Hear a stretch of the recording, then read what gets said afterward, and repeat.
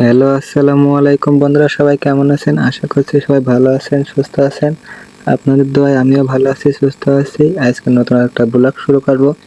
তো ব্লগের শুরুতে বলে দেবো আজকে গরু মাংস কিভাবে কষানো হয় সেই দৃশ্যগুলো আপনাদেরকে তুলে ধরবো। তো সবাই ধৈর্য সহকারে ভিডিওটা দেখতে থাকবেন আর কমেন্ট করবেন বেশি বেশি। লাইক না করলে সবাই অবশ্যই লাইকটা দিয়ে দেবেন।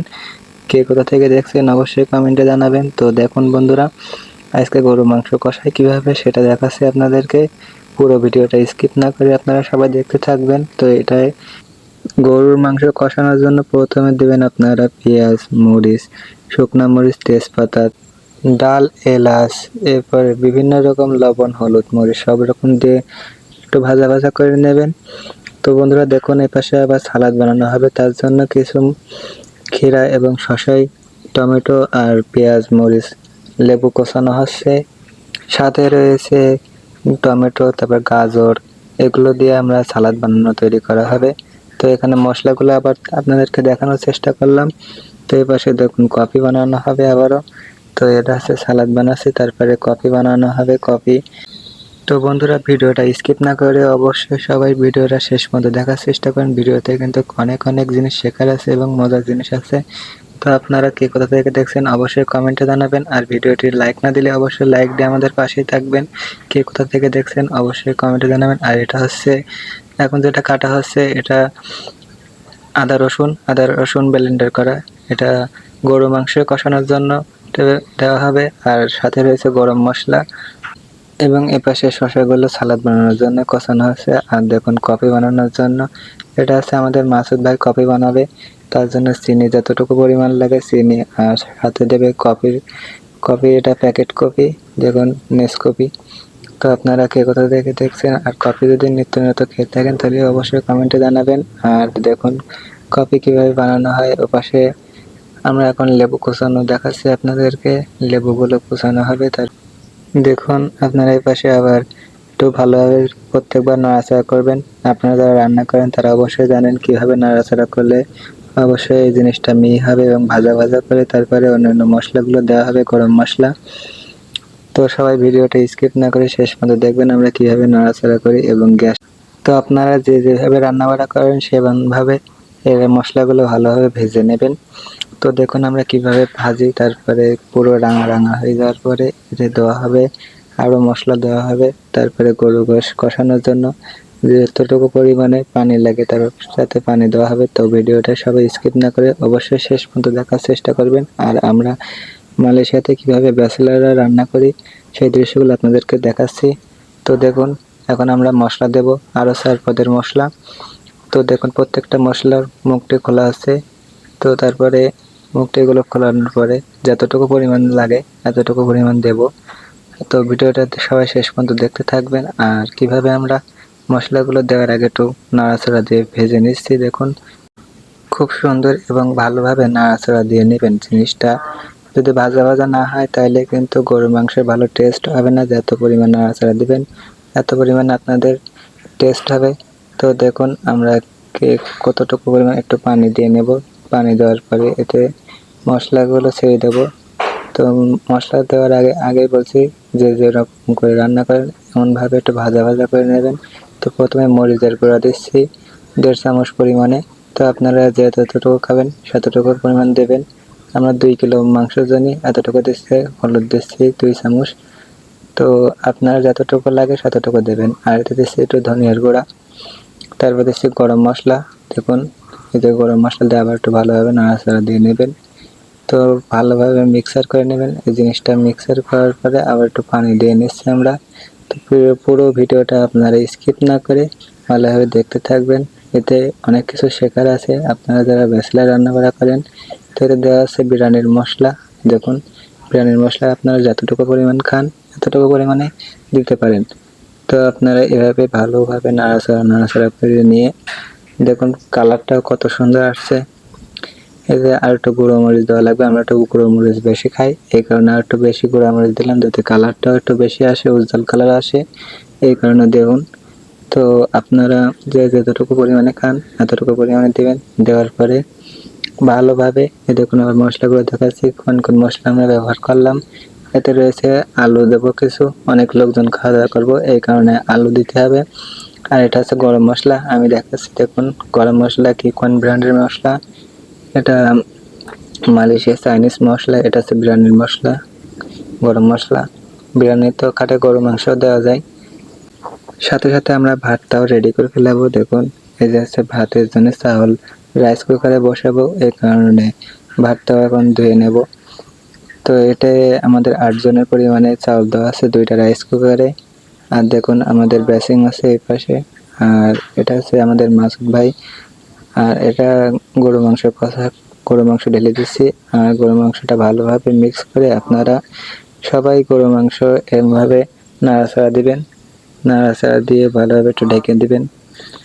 তো দেখুন আলু আর তাতে কিছু দিচ্ছে কাঁচামরিচ, কাঁচামরিচটা দিলে অনেকটা ভালো হয় গরু মাংসে। গুঁড়ামরিচ আর সাথে একটু কাঁচামরিচ দেবেন আপনারা যে যা পারেন, যদি আপনি পারেন শুকনো মরিচ দিয়ে রান্না বাড়া করবেন। আর দেখুন ভালোভাবে কষানোর জন্যে খুব ভালোভাবে নাড়াচাড়া করলাম। তো দেখুন গরু মাংসের কালারটা কত সুন্দর একটা কালার এসে গেছে।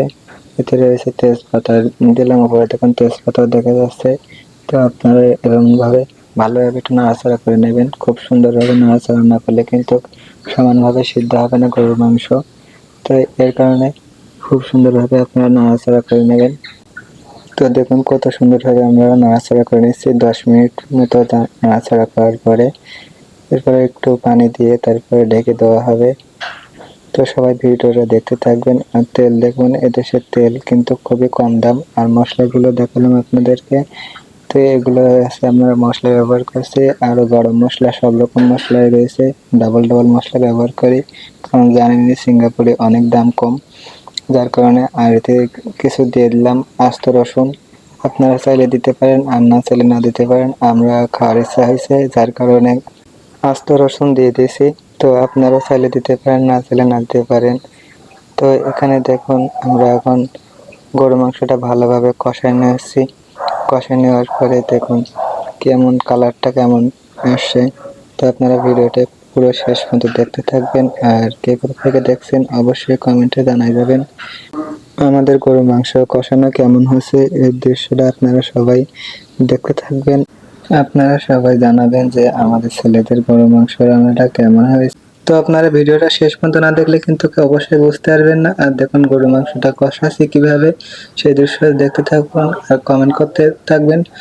আর ভিডিওটা স্কিপ না করে পুরো শেষ পর্যন্ত ভিডিওটা দেখার চেষ্টা করবেন। এতে দেওয়া হচ্ছে আলু, আলু দিয়ে কিছু নাড়াচাড়া করবো কিছু টাইম, প্রায় 10-15 মিনিট মতো নাড়াচাড়া করা হবে, যাতে পুরো মাংসটা ভাজা ভাজা মতো হয়ে যায়। আর কালারটাও কিন্তু অন্যরকম আসবে। অন্যদিন আলু দিই না, আজকে আলু দিচ্ছি, তার কারণটা অনেক লোক মিলে একসঙ্গে খাওয়া দাওয়া করা হবে, সেই জন্য আলুটাও দেওয়া হচ্ছে। আর ভিডিওটা ভালো লাগলে অবশ্যই কমেন্টে জানাবেন। অন্যদিন কিন্তু আলু দিই না, আজকে জানাই দিচ্ছি। আপনারা গরু মাংস এভাবে রান্না করতে পারেন, এভাবে গরু মাংস রান্না করলে কিন্তু খুবই টেস্ট হয়। তো যার কারণে আজকে আলু দিয়ে রান্না করা হচ্ছে গরুর মাংস। আপনারা কে কোথা থেকে দেখছেন অবশ্যই কমেন্টে জানাবেন। আর ভিডিওতে ভালো লাগলে লাইক করে সাবস্ক্রাইব করে আমাদের পাশে থাকবেন। তো গরু মাংস রান্না করার জন্য আপনারা ভালোভাবে নাড়াচাড়া দিয়ে নেবেন, নাড়াচাড়া দিয়ে নেবেন। আর নাড়াচাড়া দিলে কিন্তু গরুর মাংসটার টেস্ট হয় ভালো। তো আপনারা কীভাবে গরু মাংস রান্না করেন অবশ্যই আমাদেরকে কমেন্টেও জানাবেন। আমাদের গরু মাংস কেমন হয় আর আপনাদের গরু মাংসটা কেমন হয়। গরুর মাংস খুব সুন্দরভাবে নাড়াচাড়া দেওয়ার পরে পরিমাণ মতো আপনারাও আপনাদের মতো পানি ঢেলে দিবেন। তো দেখুন আমরা কি পরিমাণ পানি ঢেলে দিই। আর গরুর মাংসের কালারটা দেখলে আপনারা বুঝতে পারবেন গরুর মাংস কষানো শেষ। তো অবশ্যই সবাই দেখতে থাকেন। আর হিটারে গরম করা পানি দিচ্ছি যাতে তাড়াতাড়ি সিদ্ধ হয়ে যায় গরুর মাংসটা, এই কারণে গরম পানি হিটারে গরম করা ছিল। আর আমরা যে পরিমাণ পানি খাই দেখুন সেই পরিমাণ পানি দেওয়ার চেষ্টা করলাম। তো আপনাদের যতটুকু পরিমাণ পানি লাগে দিয়ে নেবেন। এবং সাথে দেখুন পুরো পানিটা দেওয়া শেষ হলো, আর একটু পানি বেশি দেওয়া লাগবে। তো আমরা একটু পানি বেশি খাই, এই কারণে আপনারা যতটুকু পরিমাণ পানি খান এতটুকু পরিমাণ পানি দেওয়ার চেষ্টা করবেন। তো পুরো পানি দেওয়ার পরে দেখুন আমরা ঢেকে দেব।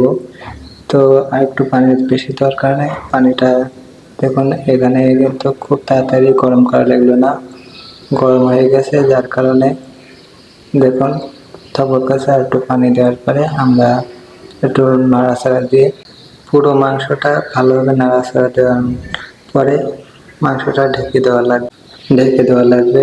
তো দেখুন ভালোভাবে মিক্সার করার জন্য নাড়াচাড়া দেওয়া হয়েছে। আর গরু মাংসের কালারটা দেখুন কত সুন্দর একটা কালারও চলে আসছে। এই দেখুন পুরো দেখাচ্ছি আপনাদেরকে কালারটা। আর এটা কিন্তু 5-10 মিনিটের ভিতরে হয়ে যাবে। তো আপনারা ভিডিওটি ধৈর্য ধরে আর শেষ পর্যন্ত দেখবেন। তো এবার আমরা ঢেকে দিচ্ছি। দেখুন ঢেকে দেওয়ার পরে 10 মিনিট জাল দিবেন ভালোভাবে, তাহলে মাংসটা সিদ্ধ হবে। আর দেখুন আমরা মাংসটা আবার একটু নাড়াচাড়া দিয়ে নেব। এভাবে আপনারা খুব সুন্দরভাবে নাড়াচাড়া দিবেন। আর নাড়াচাড়া দিতে দিতে দেখবেন কালারটা কিন্তু কোনো রকম আসবে। এরপরে 10 মিনিট মতো ঢেকে দেওয়া হবে মাংসটি সিদ্ধ হওয়ার জন্য। গ্যাসের জালটা কতটুকু পরিমাণ রাখছে সেটা আপনাদেরকে দেখালাম। আর বাইরে থেকে দেখা যাচ্ছে মাংসটা কীভাবে সিদ্ধ হচ্ছে, এই দৃশ্যটা আপনাদেরকে দেখালাম। তো আপনারা সবাই এভাবে মাঝে মাঝে নাড়াচাড়া দিবেন ঢাকনি তুলে, তাহলে আপনাদের নিচে লেগে যাওয়ার ভয়টা খুবই কম থাকবে। তো দেখুন বন্ধুরা, এভাবে নাড়াচাড়া করার পরে কালারটা কত সুন্দর চলে আসছে। আর গরু মাংস কিন্তু প্রায় শেষ। আর দেখুন আরেকটু হলে হয়ে যাবে গরু মাংসটা। তো এপাশে আপনাদেরকে দেখাচ্ছি যে গরু মাংসটা শেষ প্রান্তে প্রায়, এবার গ্যাসটা অফ করে দেওয়া হবে।